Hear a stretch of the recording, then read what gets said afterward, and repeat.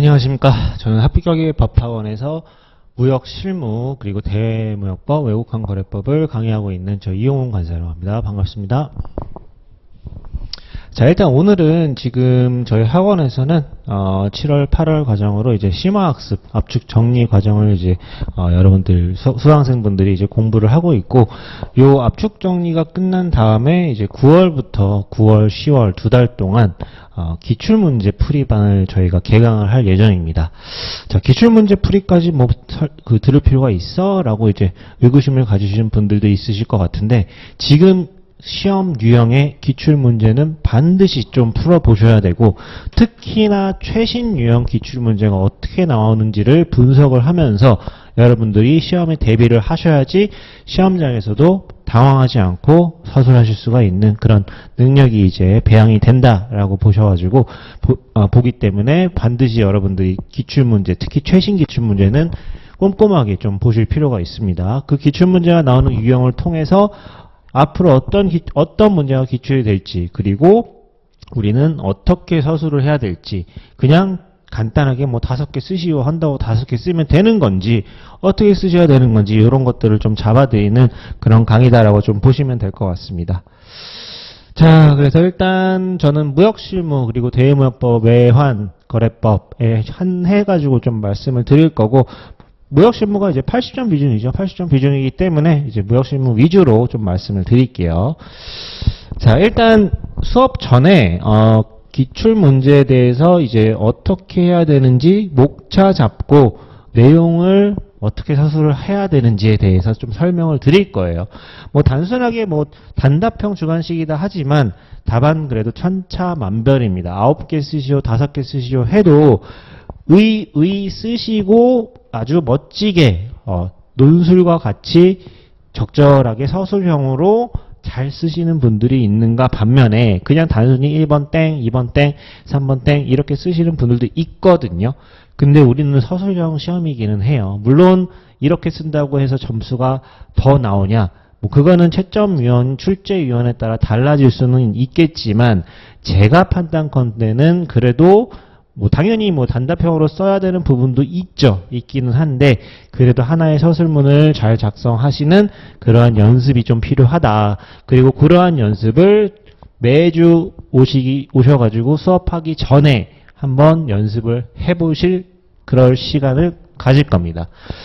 자, 그리고 이제 두 번째, 요거는 지금 압축정리 시간 때 하고 있는 부분이긴 한데, 단원별로 다 문장을 구조화시키고 엄청나게 협약이 길잖아요. 조항도 많고. 그래서 마지막으로 정말 이해가 부족한 부분이나 내가 혹시 빠뜨린 부분은 없는지 9월, 10월 강의를 통해 이제 단권화를 마무리하셔야 되는 그런 시기입니다. 자, 10월, 11월부터는 그야말로 이제 내가 여태까지 공부한 그 범위를 가지고 시험장 들어가셔가지고 암기할 딱 그 분량만큼만 더 이상 범위를 넓히지 않고 공부를 하셔야 돼요. 자, 세 번째로 이제 기출문제 풀이를 통해서 어떻게 실제 답안지에 내가 녹여낼 것인지를 마찬가지로 일주일에 한 번씩 계속 쓰는 연습, 서술하는 연습을 가지실 거고, 조금 빠른 감이 없지 않다라고 말씀하시는 분들도 있는데 이제는 좀 빨리 시작하셔야 됩니다. 그만큼 문제가 무언가 응용해서 꾸며가지고 시험 문제가 나온다기보다는 철저하게 기출문제 위주로 나와요. 철저하게 암기형으로 주로 나옵니다. 똑같은 암기형일지라도 이렇게 서술하는 사람이 있는 반면에 저렇게 서술하는 사람이 있고, 그거에 따라서 답안이 차이가 납니다. 그래서 답안 연습을 꾸준히 통해서 제가 직접 답안에 대한 어떤 채점이라든지 아니면 코멘트를 계속 달아드릴 거예요. 이런 식으로 서술하셔야 된다. 이런 식으로 서술하는 게 더 좋다. 자, 그 다음에 이건 뭐 당연한 얘기죠. 이해하고 암기하고, 이해하고 암기하고. 자, 우리 7월, 8월 달에 기출풀이라고 그냥 기출문제 수업만 듣는 게 아니라 두 달 과정이 딱 좋아요. 1회 독하기에. 그래서 9월, 10월 마지막으로 내가 이해 못한 부분이 있는지를 찾아내고 계속 암기하셔야 됩니다. 나는 11월까지 이해만 할 거야. 12월부터 암기해야지. 그런 거 없어요. 무조건 암기 들어가야 됩니다. 왜냐? 대무역법 외국환거래법은 암기할 게 엄청 많습니다. 빨리 HS 코드 앞자 따서 암기하듯이 이해가 크게 필요 없는 부분은 빨리빨리 암기식을 따시든 어떤 방법을 동원하시든 암기하셔가지고 공부하셔야 되고, 좀 이해가 좀 더 필요하다. 이해라는 건 무엇이냐? 암기를 더 잘하기 위한 하나의 수단일 뿐입니다. 결국엔 암기하셔야 돼요. 이해, 암기, 이해, 암기. 구분되어 있는 거 아니에요. 이해, 암기, 이해, 암기 같이 가는 거예요. 계속 반복 학습하셔야 되고, 마지막으로 이제 이해라는 수준이 마지막으로 들어가는 요 파트가 바로 이제 9월, 10월 달 과정이라고 보시면 될 것 같아요. 11월부터는 이제 이해는 어느 정도 다 됐다라는 가정하에 암기를 계속 하셔야 됩니다. 자, 그러면 기출문제를 어떻게 정리할 것이냐, 어떻게 활용할 것이냐. 자, 기출풀이는 기출문제 푸는 그냥 어떻게 보면은 기출풀이 문제집, 문제 프린트를 가지고 정리할 생각을 절대 하지 마세요. 기본서를 중심으로 1회독 하시는 거예요. 기출풀이 1회독 아니에요. 기출풀이에서 이런 내용이 여기 있었지, 이런 내용이 여기 있었지. 만약에 교재에 없는 내용이면 그거를 기본서에다가 내가 추가적으로 좀 필기를 할 뿐이지, 절대 기출풀이 문제집이 있든 기출풀이 프린트를 가지고 뭔가 하려고 하지 마세요. 참조로 하실 뿐이고, 회독은 기출풀이도 앞에서 진도가 나갈 예정이니까 똑같이 8분의 1 범위 맞춰서 그 기출풀이 회 때 그 파트를 공부하시면 됩니다. 자, 그리고 유형 연습을 하실 거예요. 최근 기출문제를 다 분석을 많이 해놨습니다. 많이 분석을 해놔서 앞으로는 이쪽에서 좀 나올 확률이 높겠구나. 그리고 요러요러한 방식으로, 즉 이런 거 많이 물어보세요. 원문을 그대로 암기해야 되나요? 아니면 굳이 내가 이해한 대로 써도 되나요? 원문을 그대로 암기하셔야 되는 파트는 그러한 파트가 있고, 이해에서 서술해도 아무 상관이 없는 파트가 있어요. 그런 걸 잘 여러분들이 확실하게 구분을 잘 못 지으시더라고요. 그런 부분에 대해서 정확하게 명확하게 제가 짚어드릴 겁니다. 짚어드릴 예정이니까 요 파트는 원문 최대한 살리셔서 암기하세요 라고 말씀드리면, 그 부분은 정말 원문을 살려야 되는 부분이고, 굳이 그럴 필요 없는 부분, 굳이 너무 원문이 이상하게 쓰여 있어, 그럼 내가 이해한 대로 써도 좀 무방한 파트들이 있습니다. 암기를 더 쉽고 효율화 있게 공부하기 위한 하나의 방편이다라고 보시면 되고, 자, 30점 문제로 나올 확률이 있을 만한 테마가 있고, 30점 분량은 좀 너무 많고 20점 분량으로 나올 만한 테마들이 있어요. 그러한 것들을 좀 유형화 시켜가지고 여러분들께 매주 설명을 드릴 예정이에요. 20점 분량밖에 안 나오는데 굳이 막 저 깊이 있는 아주 지엽적인 거 끌어와가지고 30점 분량 만들어서 공부하실 필요 전혀 없어요. 우리 시험 그렇게 나오지 않습니다, 지금. 자, 그리고 최근 5개년도 기출 굉장히 중요합니다. 시험 유형이 바뀌었죠. 시험 유형이 최근에 많이 바뀌었고 30점, 20점, 30점, 20점으로 문제가 바뀌면서 확률적으로 출제가 거의 매년 된다라고 보여지는 파트들이 눈에 보여요. 그리고 확률적으로 이거는 10점짜리 문제로 출제는 가능하나 20점 이상 분량이 좀 애매한 그런 파트들이 있습니다. 그런 건 아무래도 좀 출제 확률이 낮아지겠죠. 떨어지겠죠. 그런 것들을 좀 생각하시면서 여러분들 공부하셔야 돼요. 무작정 다 똑같이 A급이다라고 공부하시는 거 아니에요. 물론 지금은 그렇죠. 지금은 다 모든 시험 문제가 다 출제 가능하다라고 공부를 하셔야 되는데, 시험이 다가올수록 그렇게 다 공부 못합니다. 그런 것들을 좀 미리 말씀을 드릴 거예요. 자, 그 다음에 이제 향후 전략, 다양한 범위에서 이제 출제가 가능해지고 있어요. 시험 유형이 바뀌면 따라서 30점짜리 문제도 여러 개 협약을 녹여가지고 시험 문제를 내기도 하고, 이론적인 파트랑 협약을 묶어서 내기도 하고, 시험 문제가 10점, 10점, 10점 이런 식으로 많이 쪼개져서 나오잖아요. 쪼개져서 나오다 보니까 굉장히 다양한 테마를 문제화시킬 수가 있어요.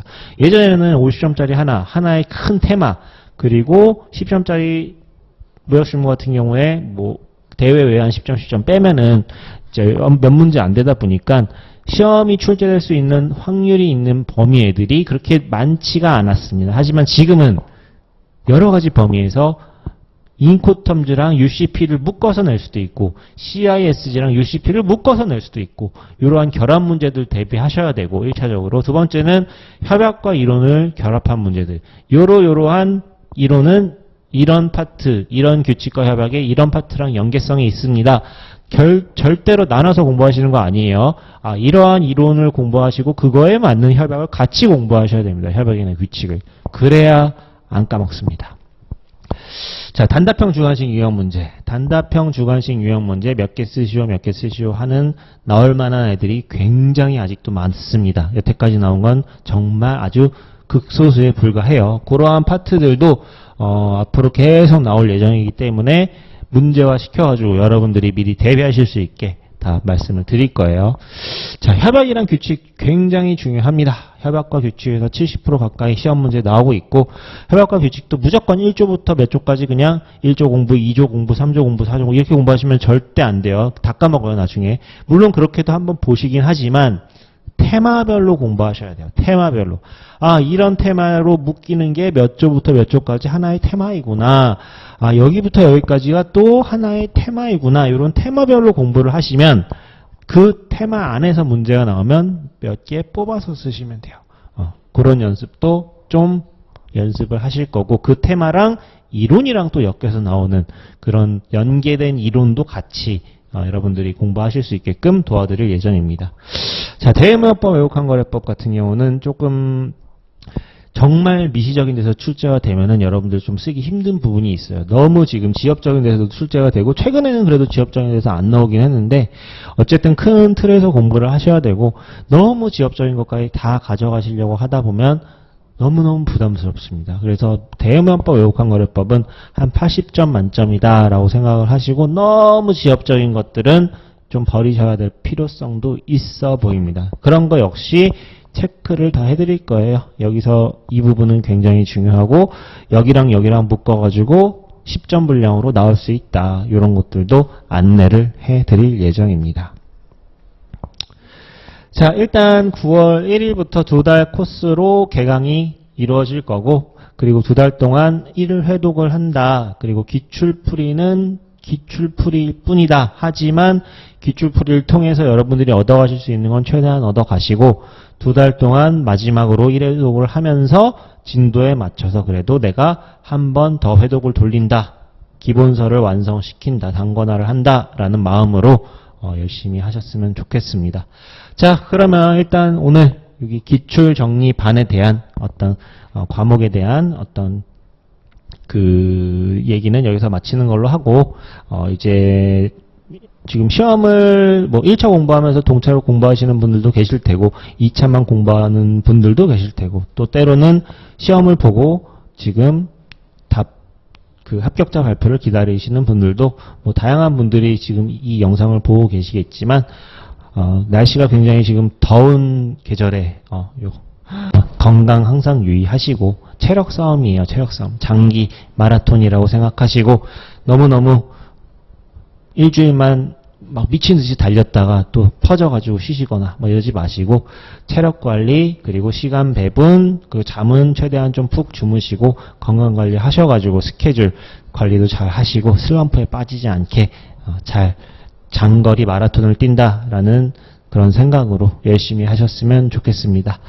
자, 그러면 9월 개강 때 또 뵙도록 하겠습니다. 그때 또 더 많은 말씀 드릴 수 있도록 하겠습니다. 자, 여기서 마칠게요. 감사합니다.